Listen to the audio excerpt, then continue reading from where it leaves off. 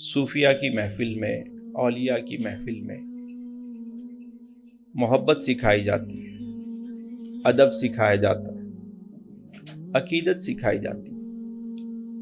ہمیں یہ پتہ ہے کہ خدائے وحدہ لا شریک ہے، اس کا کوئی شریک نہیں، ہمارا یہ عقیدہ ہے۔ اور بعد از خدا بزرگ توئی قصہ مختصر، آقا کریم علیہ الصلوۃ والسلام کی ذات گرامی اللہ رب العزت کے بعد کائنات میں سب سے افضل و اکمل اگر کوئی ہستی ہے تو وہ حضور علیہ السلام کی ذات گرامی۔ تمام انبیاء کو بھی مانتے ہیں، اہل بیت کو بھی مانتے ہیں، صحابہ کو بھی مانتے ہیں، حتیٰ کہ تابعین، تبع تابعین، اولیاء، بزرگان دین سب کو مانتے ہیں۔ ہمارا عقیدہ یہ ہے کہ آقا کریم جان دو عالم مصطفیٰ جان رحمت صلی اللہ علیہ وآلہ وسلم سے نسبت رکھنے والی ایک ایک شے کا ادب کیا جائے۔ وہ حضور کی آل ہو، کوئی سید زادہ ہو، وہ ہمارے سر کا تاج ہے۔ حضور کے پاؤں مبارک میں جو نالین مبارک تھی، اس کا مقام و مرتبہ تو بہت بلند ہے، اس نالین کا جو نقش ہے وہ بھی ہمارے سروں کا تاج ہے۔ ہمارے یہاں بے ادبی نہیں سکھائی جاتی۔ یہ جو آج معاشرے میں افراتفری ہمیں نظر آتی ہے، مطلب ہم کیا، ہمارا قد، ہماری حد دیکھیے، اور باتیں اتنی بڑی بڑی ان مقدس ہستیوں پر لوگ بات کر رہے ہوتے ہیں۔ یار ہماری کیا اوقات ہے؟ اگر کہیں کوئی بات ہوئی بھی، کوئی اختلاف ہوا بھی تو وہ صحابہ جانے، ان کا کام جانے۔ ہم کون ہوتے ہیں؟ بعد میں کتابیں لکھی گئیں بنو امیہ کے دور میں، بنو عباس کے دور میں، راویوں نے اپنے اپنے حساب سے چیزیں اس میں شامل کی، فساد برپا ہے، اور لوگ ایسی مقدس ہستیوں کے بارے میں زبان درازی کر کے اپنا ایمان خراب کر رہے ہوتے ہیں۔ تو ہمیں کیا کرنا ہے؟ ہر ایک کا ادب کرنا ہے۔ جتنے صحابہ ہیں وہ سب ہمارے سر کے تاج ہیں، اہل بیت اطہار ہمارے سر کے تاج ہیں، ہم سب کو مانتے ہیں۔ ایک سید زادہ بھی ہے نا، ہم اس کا بھی ادب کرتے ہیں۔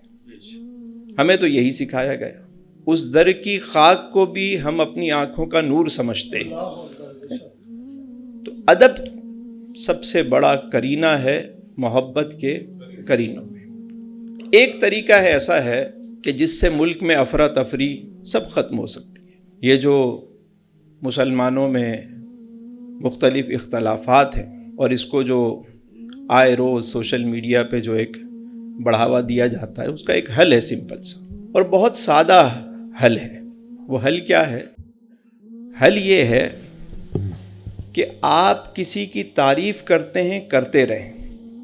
اگر کوئی صحابہ کی تعریف کرتا ہے، کرتا رہے، ساری زندگی کرے، اس میں تو کسی کو کوئی اعتراض نہیں ہے نا۔ بھئی اہل بیت کی کوئی تعریف کرتا ہے، کرتا رہے، ساری زندگی کرے، اس پہ تو کوئی لڑائی نہیں۔ اختلاف کب پیدا ہوتا ہے؟ جب ہم کسی کی تعریف کرتے ہوئے کسی کی تنقیص کرتے ہیں۔ بات سمجھ میں آ رہی ہے؟ لڑائی وہاں جا کے شروع ہوتی ہے۔ اچھا یہ پتہ نہیں کیوں ذہن میں بٹھا دیا گیا کہ جب تک تم کسی کی تنقیص نہیں کرو گے تو بات پوری نہیں ہوگی، جبکہ ایسا نہیں ہے۔ مطلب آپ دیکھیے نا، خدائے وحدہ لا شریک کی کوئی توحید بیان کرتا ہے، کرتا رہے، ساری زندگی بیان کرے، ساری دنیا کے درختوں کو قلم بنا دیا جائے، سمندر کو سیاہی بنا دیا جائے، اور اس سے رب کی شان لکھنا کوئی شروع کرے تو یہ قلم بھی ختم ہو سکتے ہیں، سیاہی بھی ختم ہو سکتی ہے، لیکن پروردگار عالم کی شان نہیں بیان ہو سکتی۔